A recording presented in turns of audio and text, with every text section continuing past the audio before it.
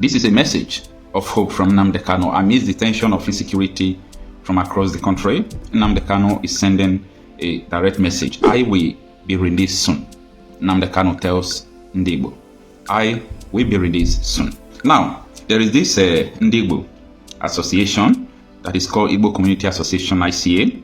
Their leader is Engineer Ikenna Ellis Ezenekwe. So they visited Nnamdi Kanu where he is in Abuja.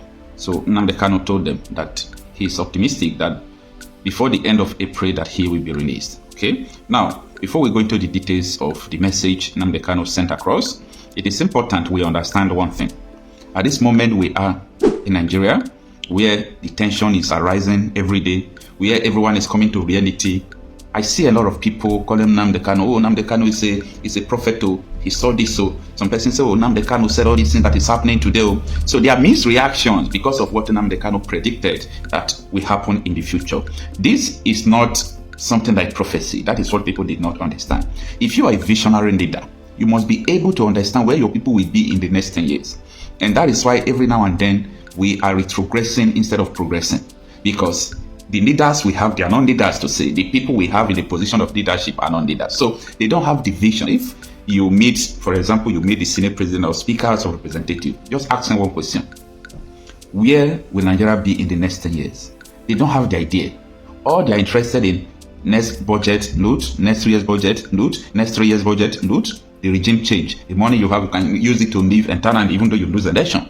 That is what they have. That is what they think. But any visionary leader should be able to think, what will be the future? Just like you have children now, if you're a father, okay? If you're a father like me, I think you should be able to look at your daughter or your son and think, where should my daughter be in the next 10 years? How will I provide for her in the next 10 years? Where will she be? What will she do? These are the things a visionary leader will see. What is the obstacle that could challenge her tomorrow? How am I going to eradicate the obstacle? You understand? So Nnamdi Kanu meant well for the Igbos. He meant well for everyone in Africa. So he meant well for the Hope Dark Race. He saw the people because of the love he has for the people. And he started imagining, with this kind of thing, where will my people be tomorrow? And he said the best thing is, let us separate. Nigeria has to be dismantled. Don't forget that if you are a one Nigerian is today, Nnamdi Kanu was. That is what a lot of people don't understand. Nnamdi Kanu, I even have some of his videos where he was campaigning for one Nigeria good governance, that people in leadership should try. That is what everyone will first do, because everyone wants a better country. But when you see that there is no future in where you call your country, if you have vision to see and to predict what the future is going to be, the next thing you are going to do is for you to decide your destiny. Nobody will do it for you, okay? So that is the reason everybody is now applauding Nnamdi Kanu. Wow, you said this, you meant well for us. But it is too late, okay? It is too late. If not because of nepotism, if not because of bigotry, tell me, what will make people not to understand Nnamdi Kanu? At the period when Buhari was importing terrorism into Nigeria, the president allowing their fellow folks who are terrorists to come into the country to help do an election, he even promised that the blood will flow all Nigeria if he did not become president. These are the things he said. And Nnamdi Kanu was warning them there, the impending doom. But the doom days has not arrived. This is just the sign of the doomsday. Anyway, let us understand what the article is. The detained leader of the Indigenous People of Biafra, IPOB, Nnamdi Kanu, has expressed confidence that he will be granted bail soon, stating that he believes his release will come before the end of April 2025, after spending 4 years in detention. Kanu made the statement during a visit from the President General of the Igbo Community Association, ICA, Engineer Ikenna Ellis Ezenekwe, at the Department of State Service DSS facility in Abuja, where he is currently held. In a press release issued after the visit, Ezenekwe shared that Kanu appeared unbeat and in good health, despite his lengthy detention.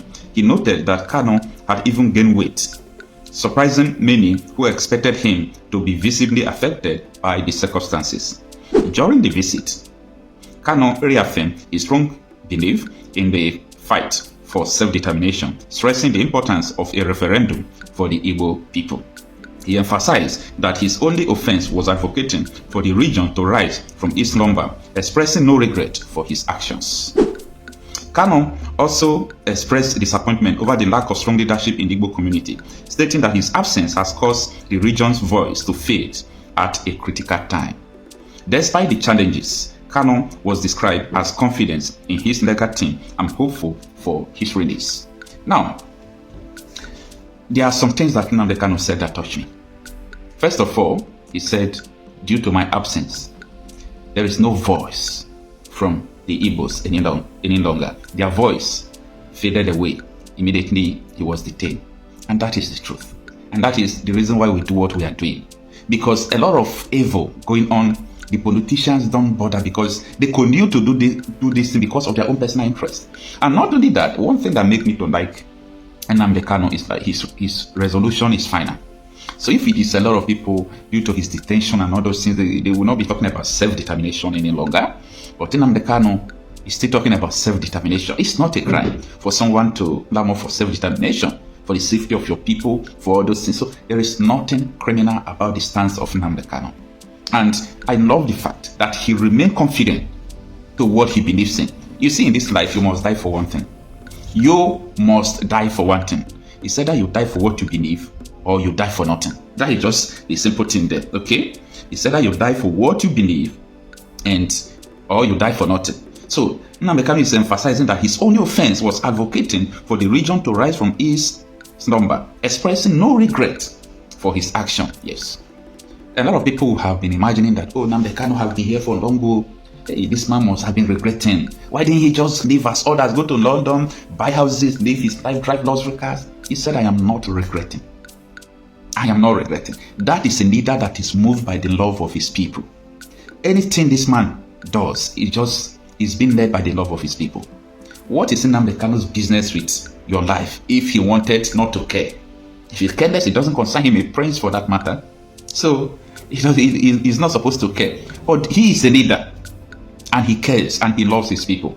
There is nobody that loves you that will continue to see you dying. And that is why your governor see you dying, he will not say anything. Your president see people dying, he won't say anything because the love is not there. So that is the situation we are seeing.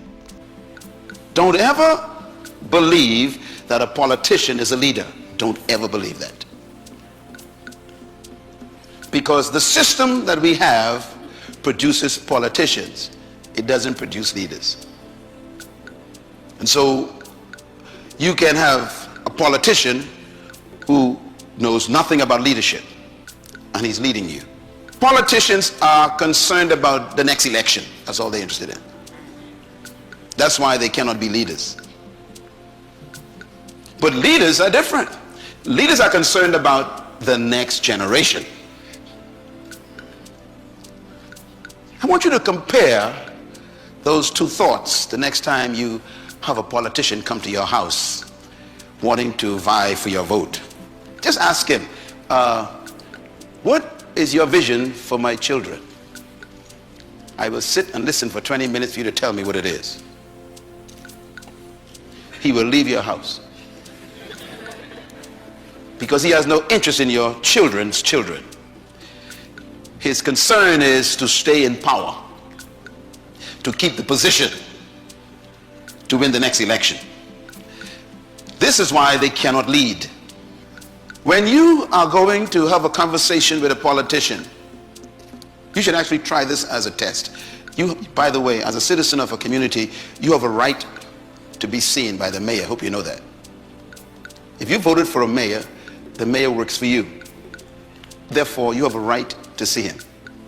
You can make an appointment to see any public officer you voted for. Did you know that? That's your legal right. If he don't want to see you, you can take him to court. That's democracy. So I want you to make an appointment to go and see your mayor or go and see your governor and just sit and say, I want 30 minutes with you, sir. And ask him about that list right there. And sir, what is your purpose for being in leadership in this city? What is your purpose? The first question will make him very nervous. Second question, what is your passion for our community? He'll be wondering what you're talking about. What are you talking about? I just want to build roads and bridges and provide jobs. No. What is your passion? And this is why we need to question the leaders we have.